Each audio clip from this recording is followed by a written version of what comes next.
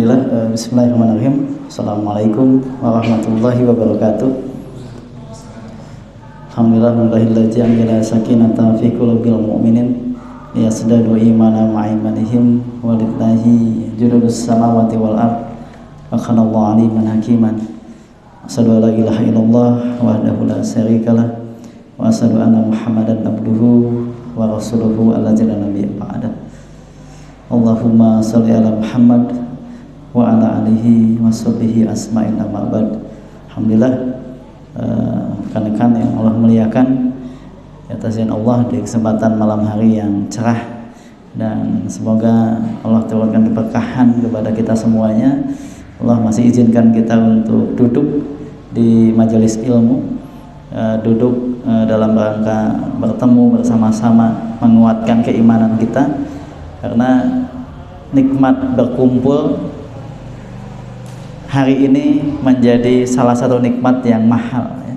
Dulu ngumpul-ngumpul kayak gini sering ya, enak, bisa kajian-kajian offline itu banyak di mana-mana. Hari ini karena Allah sedang uji dengan kondisi dan lain sebagainya, sehingga berkumpul untuk langsung mendengarkan tausiah, kajian, ilmu itu hari ini suatu yang mahal. Dan atas izin Allah hari ini kita pertemukan, kita berkumpul duduk menanti waktu Isya nanti.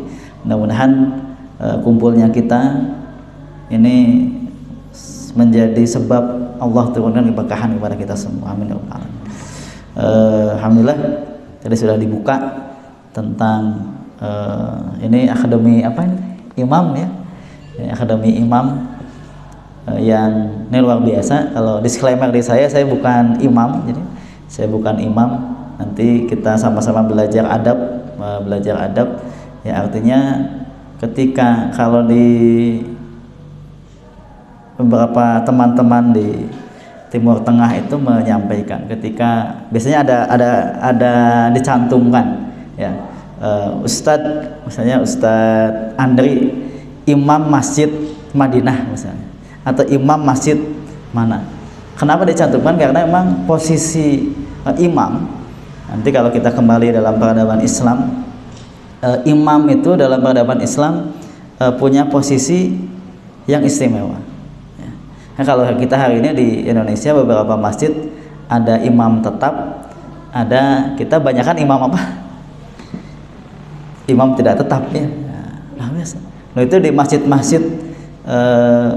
masjid-masjid sampai hari ini yang ditugasi, yang diamanahi menjadi imam itu biasanya imam tetap ya. Dan luar biasa, beberapa waktu lalu ngobrol dengan imam Masjid Namiro. Jadi di Lamongan itu ada masjid ya, namanya Masjid Namiro, salah satu masjid yang luar biasa.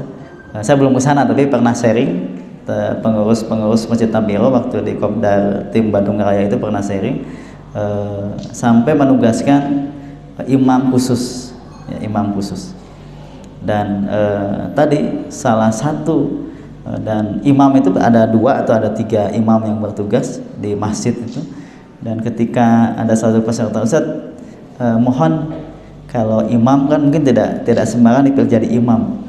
Nah, mohon Ustaz dibacakan satu surat aja, Al-Fatihah atau surat apa. Nah, ketika membacakan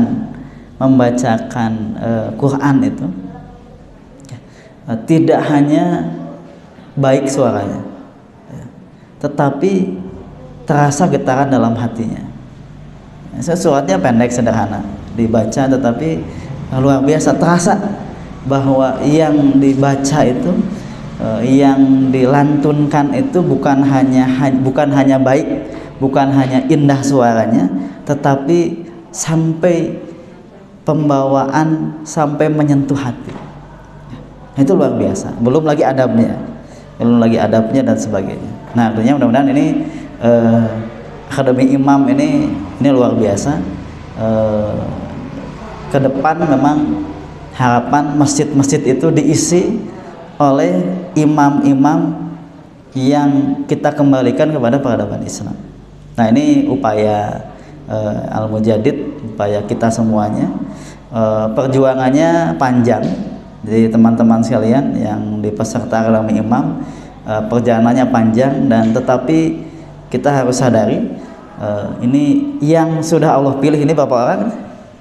10, 12, 1, 2, 3, 4, 5, 6, 7, 8, 9 ya. Salah ya. Yang Allah pilih untuk hadir di sini dan Allah izinkan untuk menjadi calon-calon imam ini, ternyata nanti kita harus yakini ini bukan pilihan manusia ya. Hakikatnya adalah pilihan Allah Subhanahu wa taala. Dan luar biasa, menjadi imam itu lebih satu, tentu punya keutamaan ya, jadi imam itu punya keutamaan. Dua, punya amanah, pahalanya lebih besar, luar biasa tuh, pahalanya lebih besar.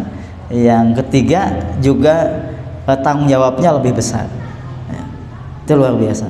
Maka teman-teman sekalian, para calon-calon imam di akademi imam ini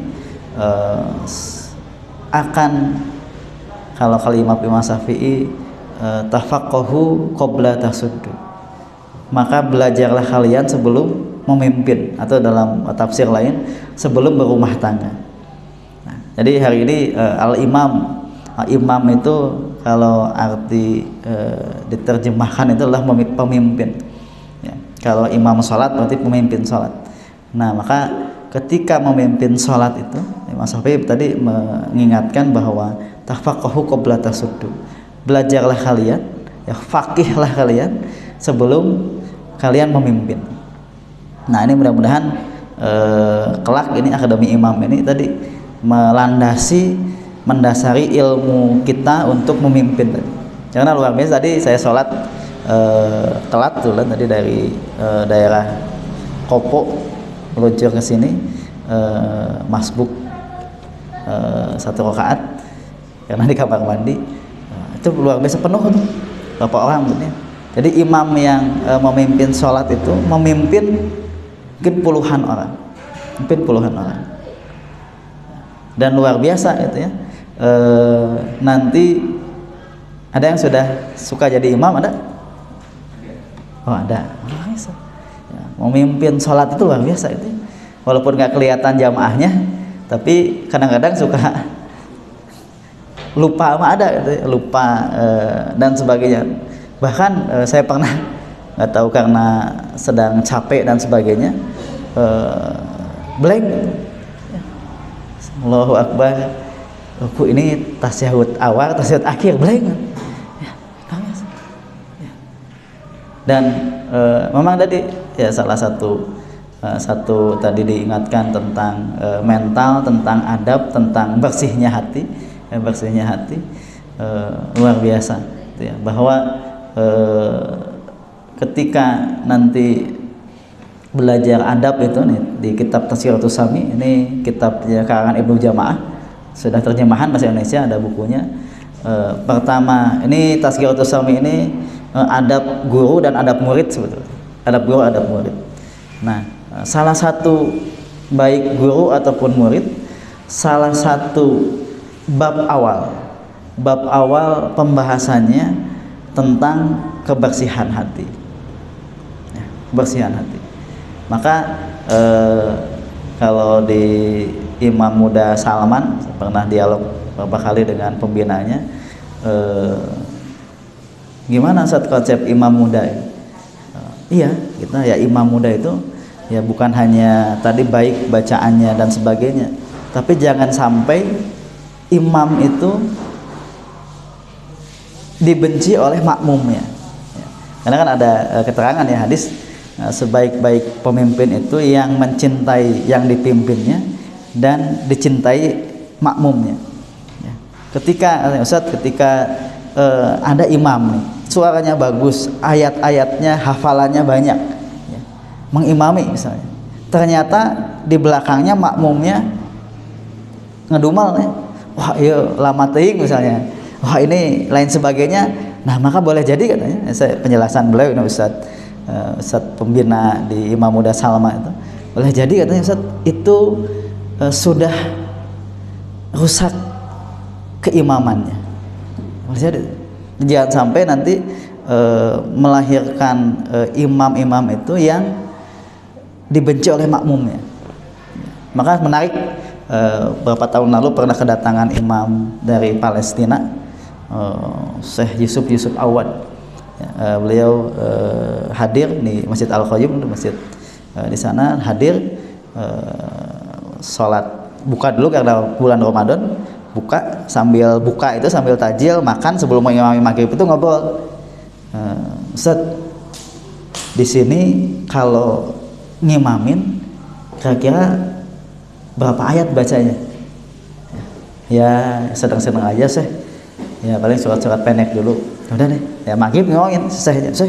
Fadol imam mengimami, baca ayat panjang tapi berapa ayat plus ayat surat-surat di juz 30.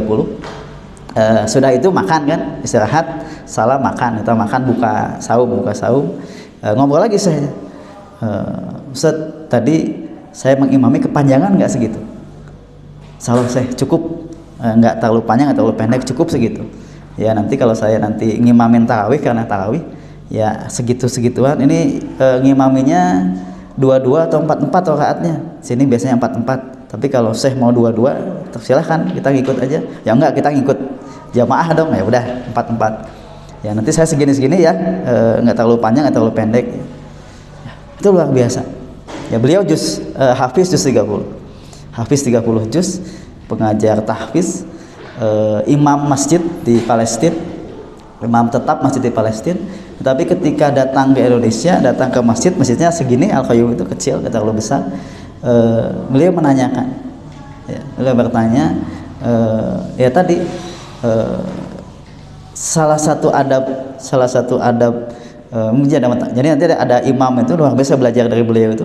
Oh, ternyata hafalannya sudah luar biasa, pemahaman ilmunya sudah luar biasa, tapi ketika masuk ke masjid tertentu, ya, beliau tetap bertanya dulu, ya, panjangnya kayak gimana, kebiasaannya kayak gimana, ini kelamaan atau enggak gitu ya.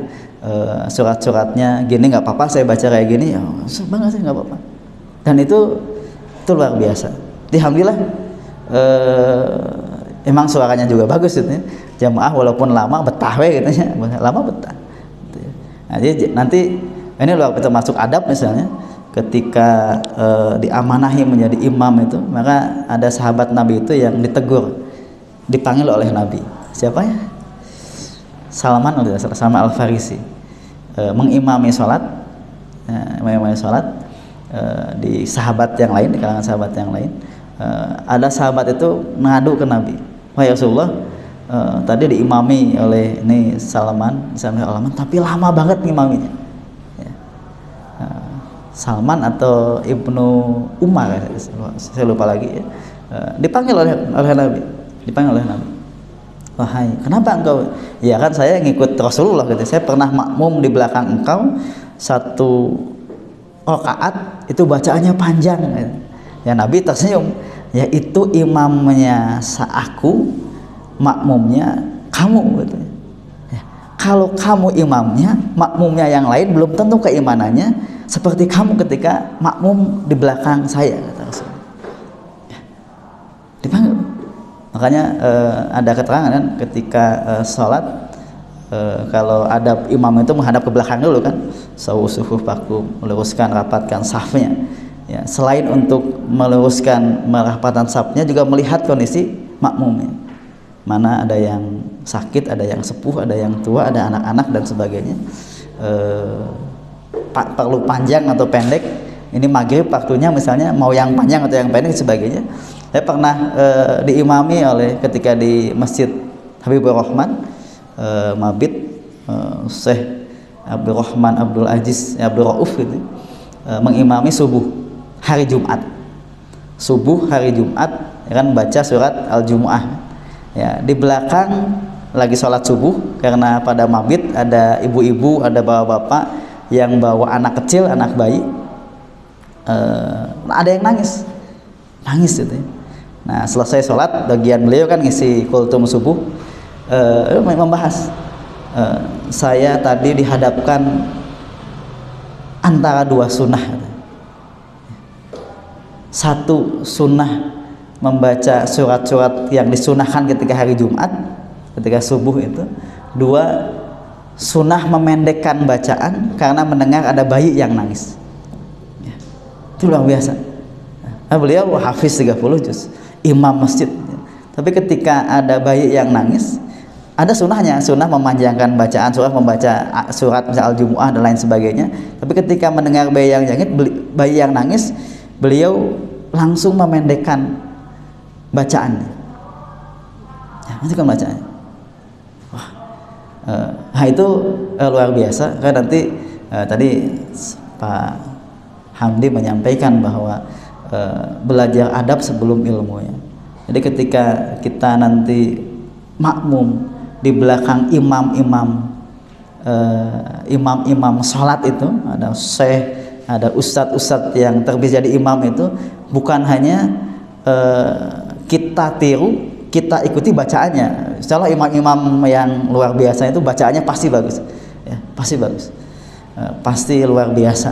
Tetapi di balik itu ada adab-adab yang dilakukan oleh para imam tersebut, bahkan oleh Nabi. Nanti Nabi luar biasa, ketika Nabi jadi imam itu luar biasa. Nah, adab-adab itu nanti juga perlu kita belajar, perlu kita pelajari. Makanya nanti sesekali kita kalau makmum di belakang imam-imam itu, selain memperhatikan, menikmati bacaannya, juga kita nikmati adabnya. Itu luar biasa. Ada yang nanti kalau Tazkiratus Shami itu, kalau di adab guru itu, ketika guru mengajar sampai ada panduan dari rumahnya, panduan dari rumahnya, keluar rumah ada doanya, ada meluruskan niatnya. Selama jalan dari rumah ke tempat mengajar, waktu dijaga hatinya, ya, duduk nanti menyampaikan ilmu dan sebagainya. Dan ini bab awal tentang adab itu adalah bicara tentang kebersihan hati. Nah, tadi saya ini mukadimahi saja dulu tentang kebersihan hati. Maka yang perlu kita landasi awal itu hari ini adalah kebersihan hatinya. Di Tazkiratus Shami adab tentang murid itu ini membahas tentang wadahnya, wadahnya. Nah, alhamdulillah. Nah, maka nanti kita akan lanjutkan pada Isa tentang adab awal ini. Ya, adab awal itu tentang berkaitan dengan hati. Nah, karena ketika adab ini sudah dapat, insya Allah dapat yang lainnya. Kita akan bahas nanti. Karena akan azan Isa, maka kita akan break dulu. Kita akan persiapan sholat Isya dan sholat Isya, nanti pada Isya dilanjut lagi ya. Saya cukupkan dulu ya. Alhamdulillah. Wassalamualaikum warahmatullahi wabarakatuh.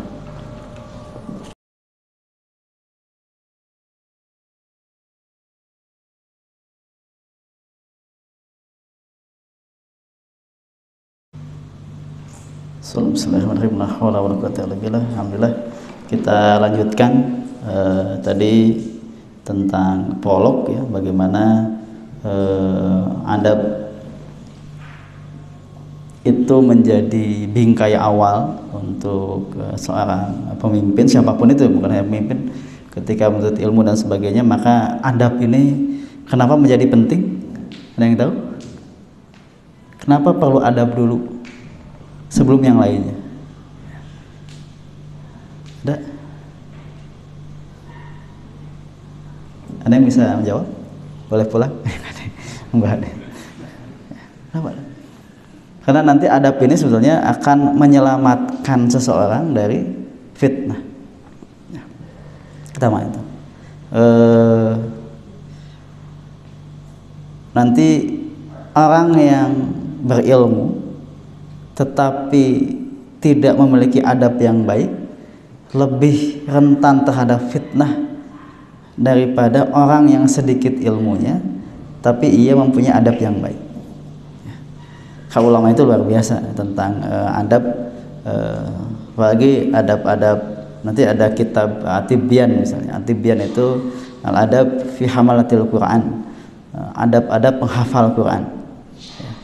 ada ini tazkiratus sami, adab guru dan adab murid. Dan tadi menarik ya, adab tadi menyelamatkan seseorang itu dari fitnah. Nah, luar biasa. Nanti banyak nih. Ini ada ungkapan misalnya orang-orang ahli Quran, misalnya ahli Quran, dia hafiz Quran, dia hafal Quran dan sebagainya. Ketika tidak dibingkai dengan adab yang baik, ketika ada kesalahan sedikit, maka banyak bisa di masyarakat, wah itu ahli Quran tapi kok gitu sih, tapi kok gini sih. Saya pernah dapat cerita dari Ustadz Kesa ketika di Libya kuliah di Timur Tengah, di Libya. Ada teman-temannya dari Pakistan hafiz Quran. Saya heran, hafiz Quran tapi tidak pernah baca Quran tiap harinya. Hai kamu cina baca Qurannya kapan? Nanti aja Ramadan. Jadi baca Quran itu hanya Ramadan aja. Dan eta cina Kang cina adabnya mah baikan orang Indonesia daripada mereka. Hasil seperti itu. Maka nanti kalau di kampus-kampus di luar negeri itu, di Timur Tengah itu, orang Indonesia lebih disukai daripada orang yang lain, orang dari negara lain. Kenapa? Salah satunya adalah punya adab yang baik, keseriusan yang baik. Ya, satunya itu. Maka teman-teman sekalian, tadi kembali kepada kalimat Imam Syafi'i, tafaqahu qabla tasuddu. Maka belajarlah kalian, ya, berilmulah kalian sebelum memimpin. Nah, dan sebelum ini ada konsep al-adab qabla ilmu. Adab itu sebelum ilmu. Ya. Jadi ketika ilmu itu tidak dibingkai dengan adab, boleh jadi Allah cabut keberkahan ilmunya.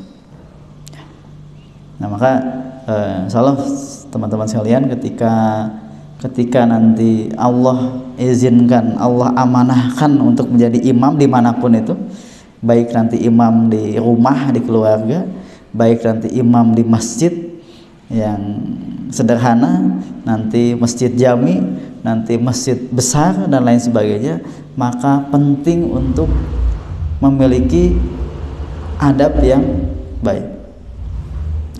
Kayaknya luar biasa. Tadi saya cerita beberapa kisah, beberapa pengalaman tentang adab, bagaimana syekh itu, para syekh itu ketika masuk ke, karena ada juga sama syekhnya, sama lulusan Timur Tengahnya. Saya dapat cerita dari teman-teman, ada yang ketika ngajar itu saklek, ngajar ya. Pelajaran yang belajar di kampusnya atau di sekolahnya atau di tempat pendidikannya di Timur Tengah, ketika mengajar di Indonesia diterapkan sama ya.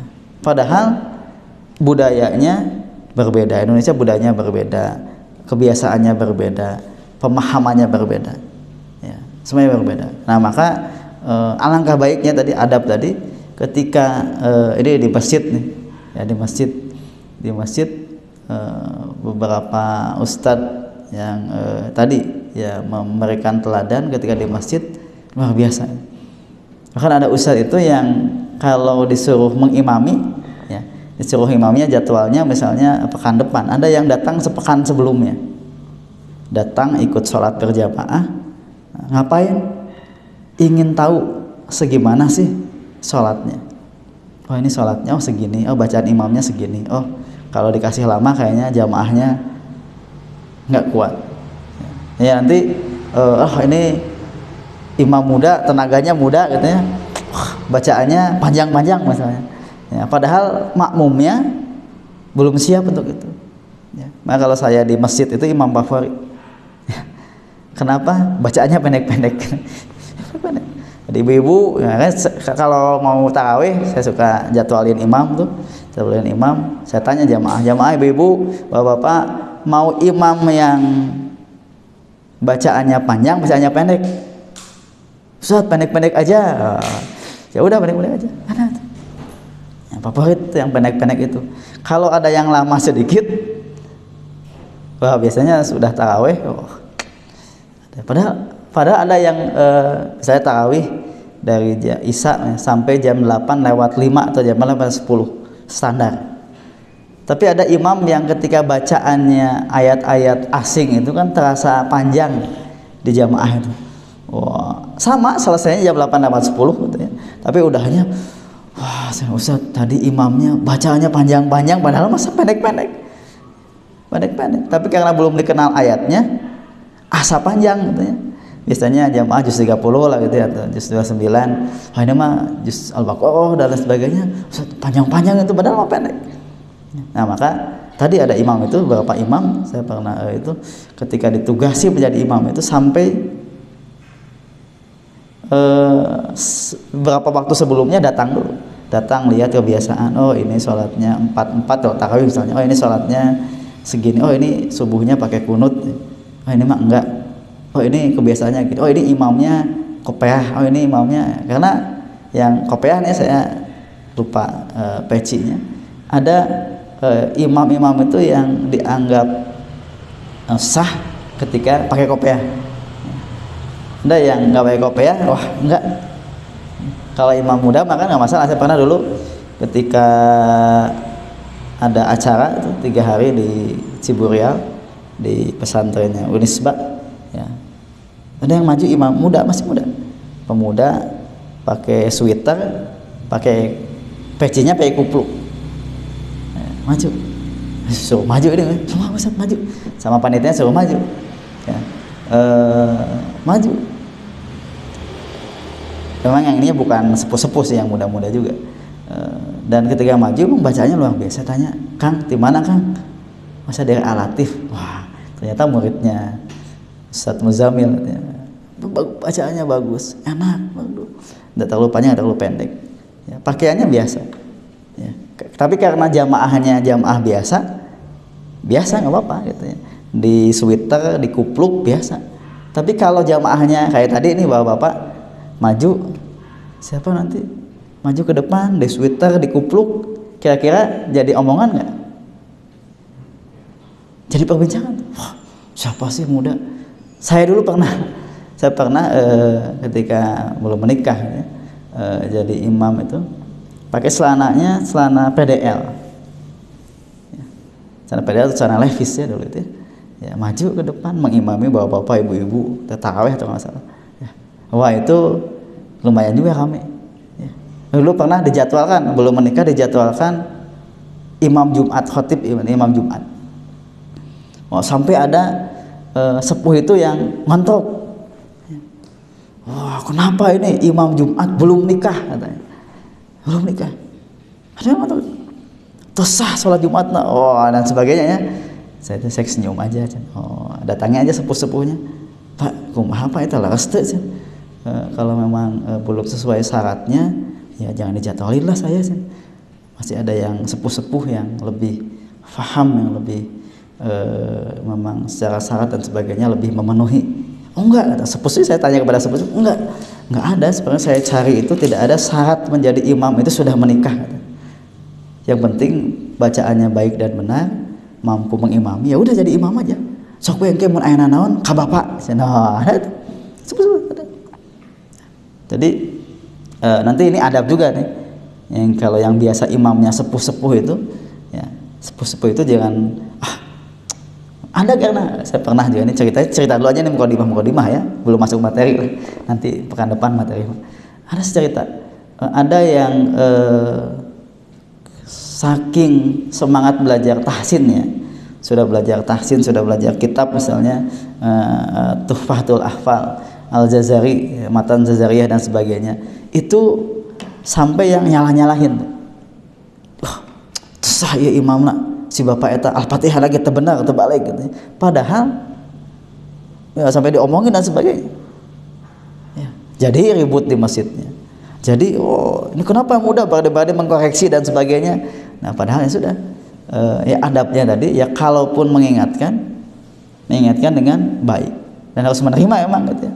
Ya ada kenapa? Karena belajarnya memang sudah seperti itu. sudah lama ya leheng mau belajar ge mending gitu ya, mau mengimami juga mending gitu ya. Ya sudah, kalau susah dirubahnya ya sudah, tinggal istighfar saja gitu ya. Tapi kalau yang memang rusak mah ya kadang-kadang saya pernah ya, di masjid pas yang maju yang jadi imam entah lagi pada acara atau nggak ada imam, yang maju itu yang saya tahu karena saya ngajak ngaji bawa bapak kan, wah ini belum layak jadi imam gitu. Aduh kumaha ini saya mau jadi imam, tahu bacaannya, kalau belum lancar mending ini bacaannya baca tapi wah banyak kesalahannya ya, sudah gimana nih? Aduh akhirnya ya sudah mengalah itu artinya udah saya tunggu dulu, nanti saya makmumnya selesai mau di akhir baru saya makmum ya. Saya makmum. Nah jadi hati-hati juga ya, hati-hati juga jangan menampakkan si bapak iya imamna iya kabur gitu, enggak, tetap aja ya, ke air dulu, saya dulu ke air dulu, wudu dulu karena emang mau ke air itu, ke air dulu terus akhirnya baru nyusul salatnya. Kenapa? Karena ya ini secara bacaan belum layak untuk menjadi imam, menjadi imam. Padahal di belakangnya itu ada yang bacaannya mending lah ya, baik ada, tetapi nah si bapak eta nu dikaharepkeun gitu. Tapi karena adabnya ya sudah saya tunggu, karena memang qadarullah ingin ke air gitu ya, saya ke air dulu, ke air beres sholat baru saya nyusul karena saya makmum ke makmum lagi, masbuk ya, itu luar biasa. Nah ini pentingnya kita para imam muda ini tadi, selain nanti tadi Pak Hamdi menyampaikan bab mental, itu bab adabnya. Jangan sampai nanti ketika teman-teman ini diamanahi jadi imam, ada omongan-omongan yang tidak enak. Itu si A itu bagus bacaan, nama bagus, tetapi kenapa gitu ya? Gitu. Wah, ada nih, jangan.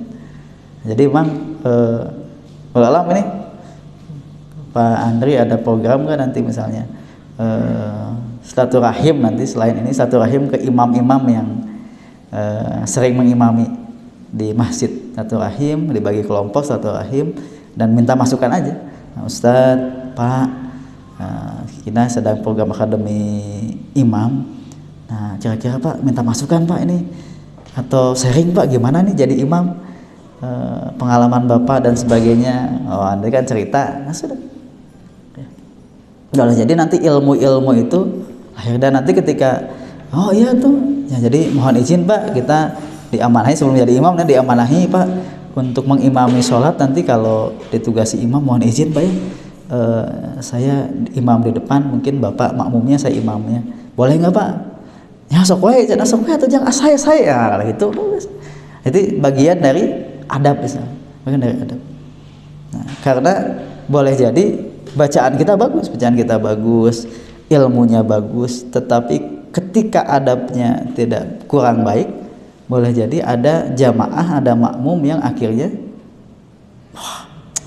eta wanianan, eta budak kahana gitu. Maka nanti di program akademi imam ini silaturahim ke tokoh-tokoh ya, ke imam-imam di yang pendahulu-pendahulu di Masjid Al-Mujadid ini, silaturahim, ngobrol, minta masukan, minta ilmunya. Kalau nanti sudah ada amanah mengimami sholat, minta izinnya gitu ya. Minta izin Pak, minta izin gitu ya. Walaupun secara syar'i, secara fikih langsung wae nggak apa-apa gitu ya, maksudnya nggak apa-apa. Tapi secara adab boleh jadi itu yang nanti jadi fitnah, nanti jadi tantangannya, bahkan nanti jadi banyak omongan di belakang ya, omongan di belakang. Nah maka semoga ada program. Kenapa dalam rangka tadi adab tadi ya. Saya tadi cerita di awal tentang adab-adab, tadi ada Syekh Yusuf Awad tadi yang luar biasa datang. Kita ini mempersilahkan, Ustaz, tafadhol, enggak, Ustaz, kan Syekh nu jadi imam cenah, sok cenah. Saya ajak baca sunat, ngerti kan si Syekh itu. Padahal bahasa Arab. Sok Syekh, mangga cenah. Luar biasa. Adabnya, bertanyanya, terus sudahnya nanya lagi, Ustaz, tadi saya kepanjangan enggak? Tadi saya bacaannya gimana Ustaz? Takut ada yang salah. Padahal sudah hafiz 30 juz, syekh lagi gitu ya, ahli ilmu, masih muda emang belum menikah ya. Nah, syekh mau nyari jodoh orang sini nggak? Herian aja syekh. Nah, jodoh orang sini nggak? Banyak ini mah gadis lajang di sini. Sok atuh cariin, cari. Biasa. Ada luar biasa. Nah, itu terkait dengan adab, terkait dengan rangkaian adab. Nanti insya Allah bab adab ini semoga bisa selesai. Ini lebih ke adab guru dan adab penuntut ilmu, karena nanti ya tadi teman-teman sekalian, kelak nanti ketika jadi imam itu akan bukan hanya dilihat ilmunya, tetapi dilihat adabnya ya. Maka luar biasa di kitab ini sampai ketika majelis ilmu misalnya, ketika biasanya majelis ilmu itu pakai penutup kepala, maka penutup kepala. Nah, saya ketinggalan kopiahnya, ketinggalan pecinya. Penutup kepala, pakai pakaian yang baik. Ketika imam juga sama, pakai pakaian yang baik. Kalau bisa wewangian, pakai, kalau kebiasaan dan masyarakatnya pakai penutup kepala, ya, peci, kopiah atau surban dan sebagainya. Kalau kebiasaan pakai sarung ya nggak masalah ini. Pakai sarung ya karena ada kadang-kadang imam kata imamna. Saya pernah sholat Jumatan waktu itu di Temboro ya, di Jawa Timur, di masjid besar satu kecamatan, difokuskan di masjid situ. Karena saya musafir, kan saya pakai celana panjang, bajunya ya baju biasa, baju koko biasa karena musafir. Saya culang cileng katanya, yang lain teh pakai sarung di kopiah katanya, ada yang di gamis. Aduh, saya jangan-jangan dilihatin sama yang lain. Nggak ada yang pakai celana, pakai gamis, ada pakai celana pakai gamis, ada pakai gamis panjang. Yang lain pakai sarung, saya pakai celana sendiri. Kumaha ditinggalikeun mah. Ya, tapi alhamdulillah mungkin karena memahami, oh iya mah musafir. Nah, ini mah sedang di perjalanan gitu ya. Jadi dimaklumi lah, tidak diusir ya, alhamdulillah diusir. Karena kebiasaannya mungkin Jumatan luar biasa, putih-putih, pakai sarung, pakai sorban gitu ya. Dan jam 10:30 itu saya datang, jam 10:30 itu sudah penuh. Wah, ini luar biasa. Nah, jadi ya jangan sampai nanti adab yang lepas dari kita ketika kurang adabnya itu boleh jadi timbul fitnah dari jamaahnya. Dan jangan sampai tadi ketika imam itu tidak disukai jamaah, maka keutamaan imam sudah hilang satu. Nah, jadi imam itu harus disukai jamaah ya, maka perlu tahapan. Nah, jamaahnya gini perlu tahapan panjang gitu ya. Nah, saya di rumah di masjid itu membuat masjid tidak dikunci ya, itu perlu waktu 10 tahun. Saya jadi ketua DKM 2009, masjid baru tidak dikunci 2018. Di gerbang dikunci, pernah tuh saya iseng, dulu masih belum nikah ya, masih muda kan. Wah, sebutkan gembokna, sakuan gembokna, wah kabur katanya. Wah, yang ini kemana aja gembokna? Beli lagi gembok lagi. Aduh ya kumaha aja. Oh, berarti belum siap. Pelan-pelan gitu ya, pelan-pelan. Sampai 2018 baru sampai hari ini masjidnya kalau ini sudah tidak ada pagar, gerbangnya sudah tidak dikunci, 24 jam buka full ya, full. Silahkan mau pakai air pakai, kalau hari ini musim kering yang biasa kesulitan air kepada ke masjid jam 3 lain tahajud ya, ngambilan air tuh biarin aja, gimana Ustaz ini ngambil, nanti air di masjid kurang, biarin aja, kurang di masjid nggak apa-apa. Nah, alhamdulillah ternyata karena keberkahannya yang lain kering, di masjid tidak pernah kering ya, tidak pernah kering, biarin aja. Ada yang ngambil air teh tersalat, ngambil air hungkulnya pergi karena tersalat gitu ya. Nggak apa-apa, biarin itu yang ngambil air teh tersalat kumaha aja, biarin aja nggak sholat juga.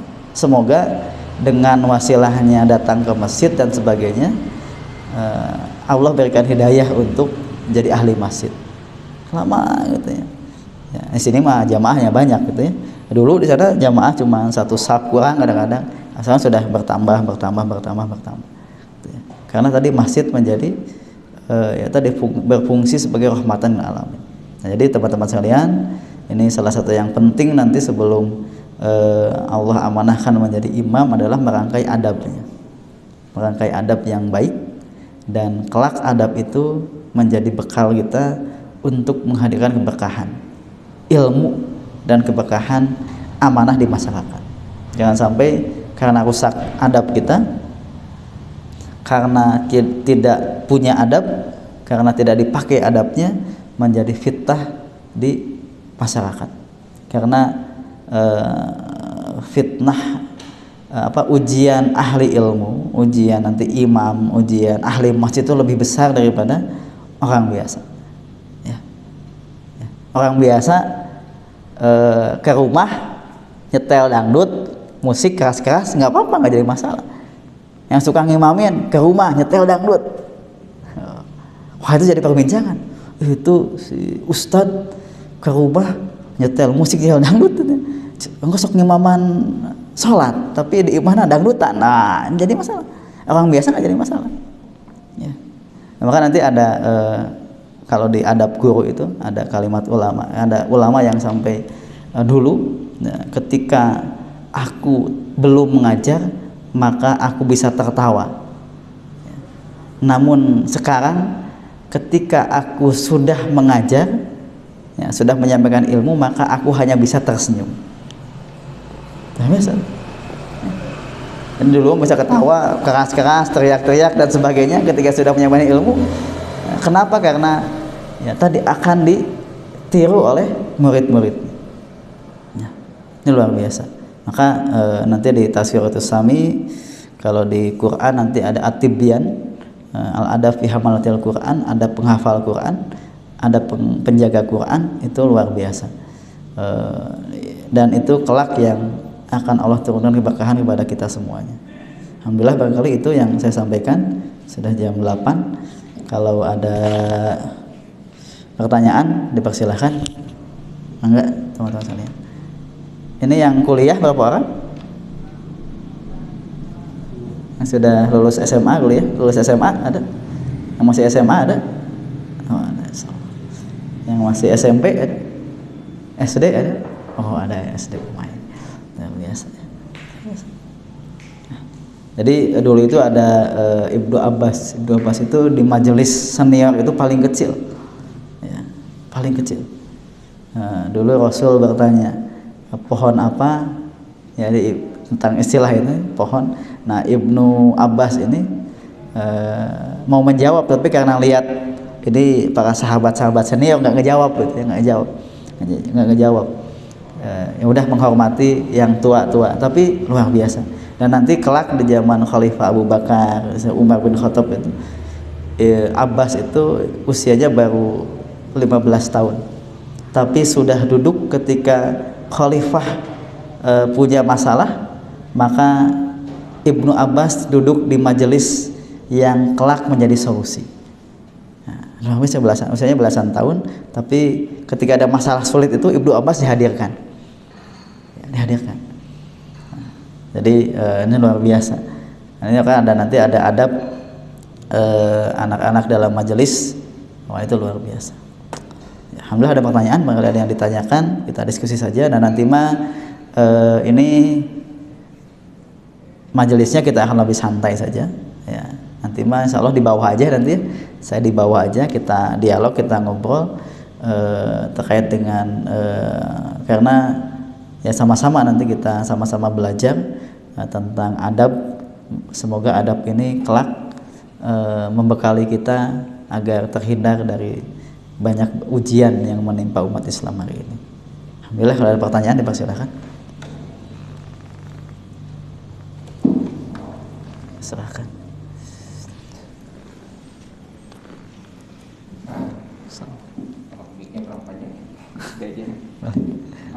Maka mungkin teman-teman ada yang mau ditanyakan ke Ustaz terkait materi kita hari ini. Kamu ditanya satu-satu? Kalau nggak ada, alhamdulillah. Iya, ada yang mau ditanyakan? Belum ada, alhamdulillah. Kalau belum ada mah alhamdulillah.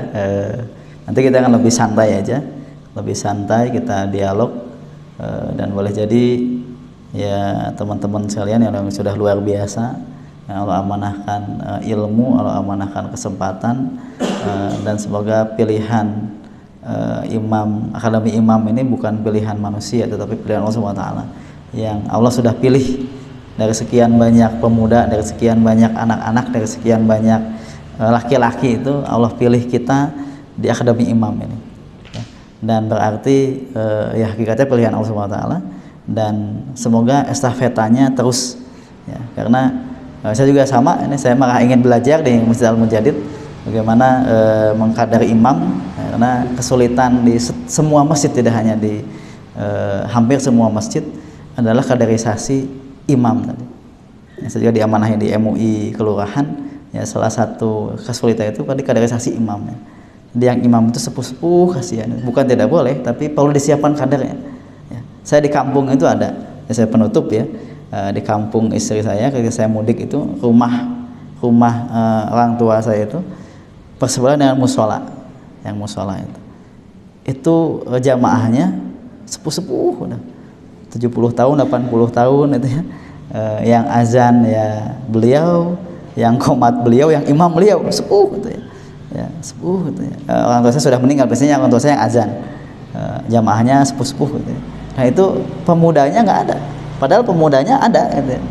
Ada di sekitaran situ, bahkan sekitaran rumah situ ada, tetapi tidak ada yang tertarik untuk meneruskan estafeta imam tadi. Padahal bayangkan kalau itu sudah meninggal, sepuh-sepuh meninggal, siapa yang jadi imamnya? Apakah mati masjidnya? Mati musolanya gitu ya. Nah, maka teman-teman sekalian, yuk ini tugas, ini amanah yang bukan hanya di sini, mungkin nanti teman-teman ada yang jadi imam di tempat lain, imam di kampung lain dan sebagainya, karena banyak PR kita itu hari ini masjid-masjid itu yang kekurangan imam. Yang saya ingin belajar di Al-Mujadid bagaimana mencetak imam dan nanti diduplikasi di sana itu ya, karena kaderisasi imam ini menjadi penting untuk meneruskan dakwah di masjid ini. Insyaallah lakum warahmatullahi, mohon maaf kurang dan lebihnya. Assalamualaikum warahmatullahi wabarakatuh.